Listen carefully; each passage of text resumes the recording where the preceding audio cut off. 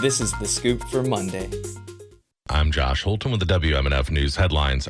Governor Ron DeSantis is asking for years of detailed records from Florida's public universities and colleges and giving them a tight deadline to respond.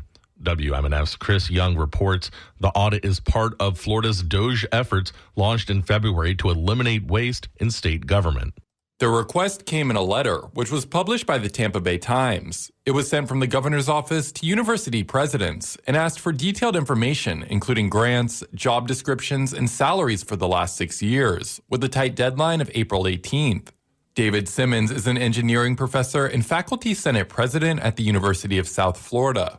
He says information they're asking for can easily be found online and puts additional stress on universities. It takes money from the university. It takes time away from faculty and staff that could be doing innovation or supporting students. And I think all our faculty and staff probably are feeling that burden. Simmons adds that faculty at USF are proud of the work they do. Chris Young, WMNF News. DeSantis furthered his attack on the State House of Representatives Wednesday. WMNF's Noah Vinsky reports on the governor's remarks in Orlando. The battle between Florida Governor Ron DeSantis and the Republican-led House of Representatives continues. The latest jab came Wednesday when he was speaking at a National Home Rental Council event in Orlando. DeSantis touted Florida's national rankings and alleged success against the COVID-19 pandemic before turning his ire toward the House. He accused the House of trying to undo policies he's put in place as governor. They're basically running for office on the Florida successes, the Florida model, and then they're getting in and they're trying to undercut that, thinking that somehow their voters aren't going to know that that's what they're doing. Florida Politics first reported on the governor's remarks. DeSantis has attacked the chamber several times this week. He called the House of Representatives obstructionists during a Panama City press conference on Monday. It's the latest installment in a months-long rift between DeSantis and House Speaker Daniel Perez. DeSantis has accused Perez of being too closely linked to Democrats, including trial lawyer and Democratic donor John Morgan.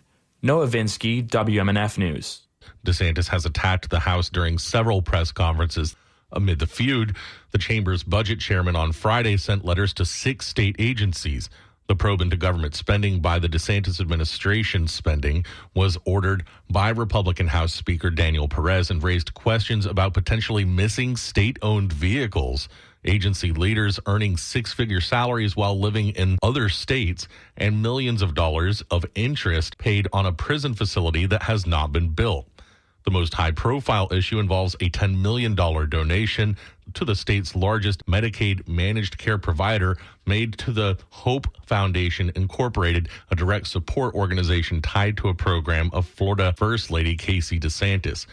The donation was part of a $67 million settlement with the State Agency for Healthcare Administration, with $57 million going to the agency and $10 million going to the foundation.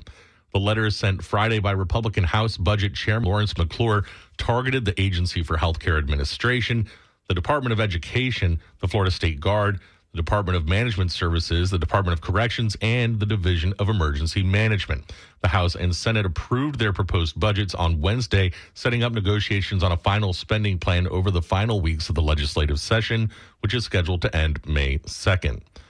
The True Leave Medical Marijuana Company contributed $19.6 million during the first 3 months of 2025 to a renewed effort to pass a constitutional amendment that would allow recreational use of marijuana, according to a newly filed finance report.